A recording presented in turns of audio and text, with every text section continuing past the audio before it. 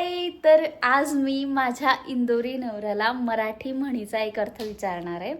ठीक आहे, चला बघूया. चिंटू, मला तुला एक मराठी म्हणीचा एक अर्थ विचारायचा आहे. ठीक आहे, बघ ऐका व्यवस्थित. गाढवा पुढे वाचली गीता, रात्रीचा गोंधळ बराच होता.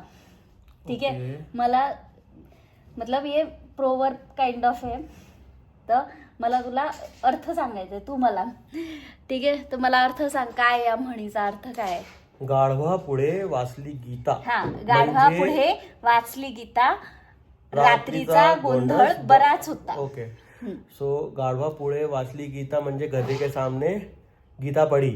हा ठीक आहे. आणि रात्रीचा गोंधळ बराच होता. मतलब रात में खूप ज्यादा गोंधळ था. और गाढ़वा, और उस टाइम पे गाढ़व के सामने गीता पड़ी. That's what you want to say.